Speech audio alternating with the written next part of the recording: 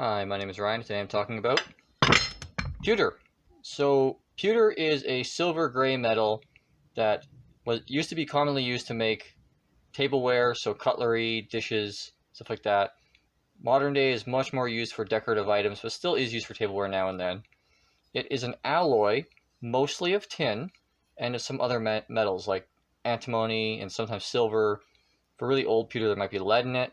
One of the big benefits of pewter is that it has a fairly low melting point, which makes it a great place to start for metal casting, which is what I've collected it for.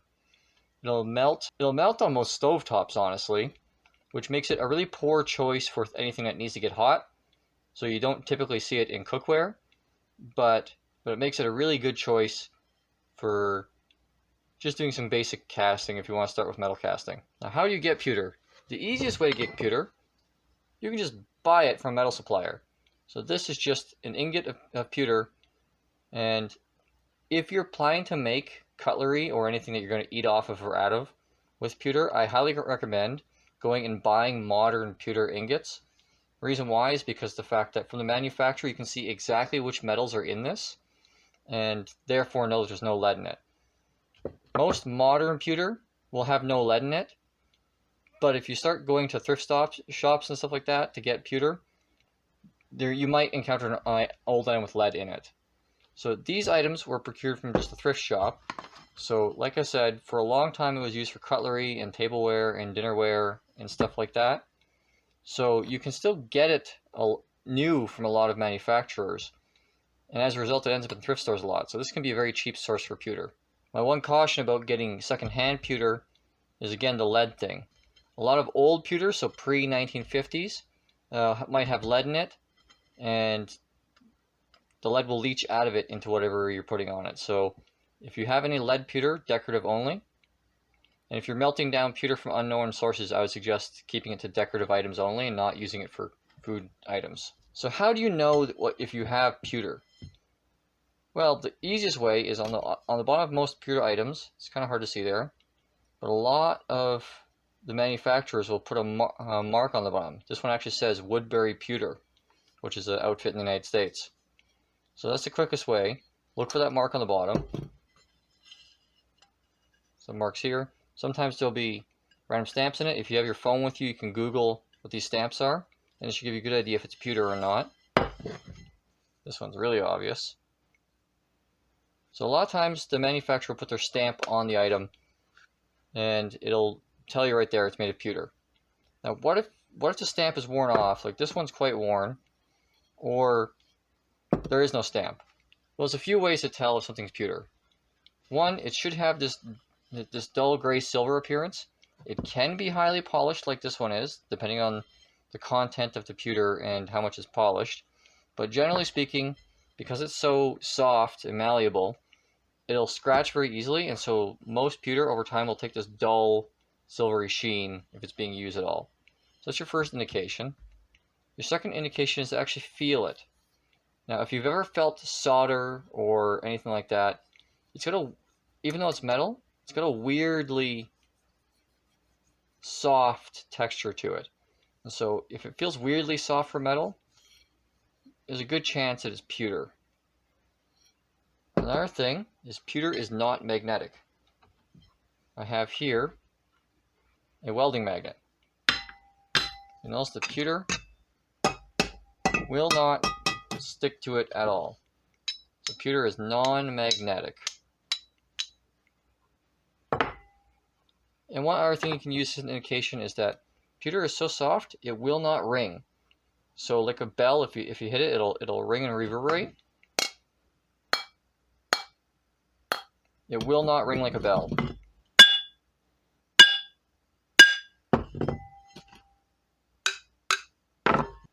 Now, if you're collecting pewter to melt down to use in your projects, I would check the prices of modern pewter first to make sure that you're not spending more on the secondhand objects than you are on the equivalent amount of pewter.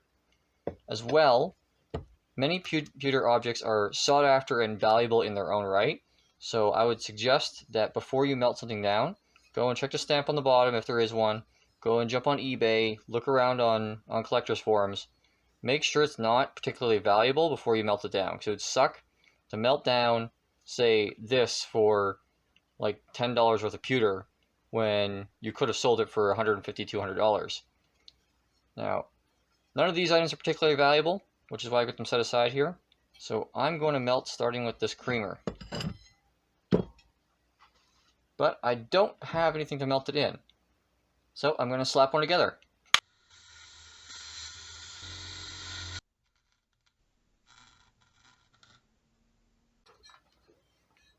So I've slapped together this really ugly, quick and dirty mold out of scrap steel. Nothing pretty, but it'll work for today. And if I keep doing this, I'll buy or make a better one long term. So normally, if you're going to be melting any metal, you would need a crucible and a forge. Pewter melts at such a low temperature, you don't even need to do that. You can just put the metal in the mold, heat the mold with a blowtorch or something, and it'll melt. So you may have noticed that this doesn't really fit in the mold, but because of the fact that pewter is so soft and made mostly of tin, you can cut it with tin snips.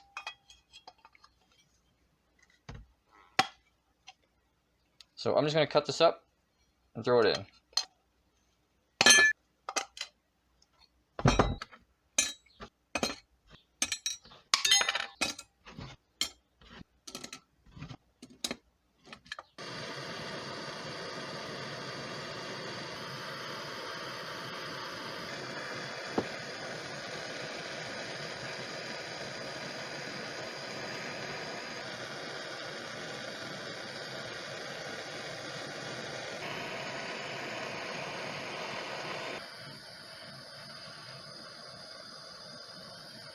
All this crap on the top that looks like paper, that's called slag. So what that is the oxidation and other impurities that were on the surface of the metal before it was melted.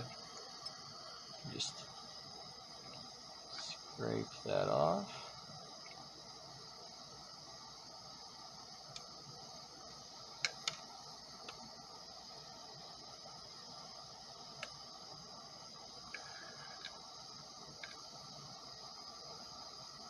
Well, as a side note, I didn't mention it, but for safety, whenever you're melting metal, anything that's going to touch the metal, including the mold itself, should be preheated to prevent moisture from getting in there. Because if a little bit of moisture is in there when the molten metal touches it, it can cause a steam explosion. That's not such a huge risk right now, because of the fact that I was melting the pewter quite slowly and the mold was heating up as I was heating the pewter. But the mold was preheated because I just was welding on it.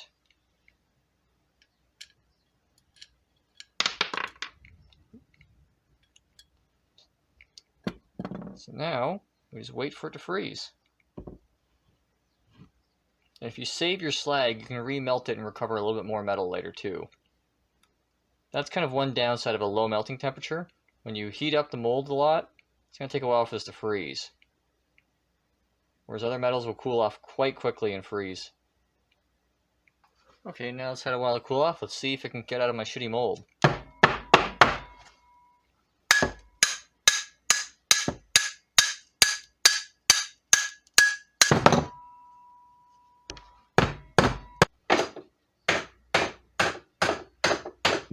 Okay, so I can't get this pewter out of the crappy little mold I made, which is to be expected. The inside wasn't very smooth. So instead of fighting with it, I'm just going to remelt it and pour it into this steel dish I found.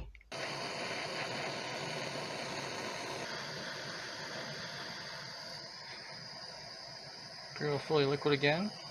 And start preheating the mold.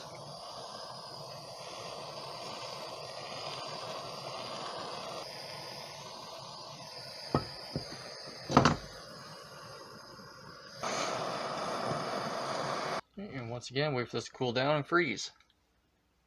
Let's see if it comes out this time. There we go. Even though it's kind of a weird shape, this is essentially an ingot. I can use this if I want to cut pieces off it and melt it down for other future projects. See all these pockmarks here? I don't think this was quite hot enough. Or maybe some of the coating. Yeah, it looks like some of the coating was burning off of this ashtray. And so it created little air pockets. So for something like this, maybe heat it up a little bit longer. But I'll melt down these other things, and I'll be using this pewter in a future project.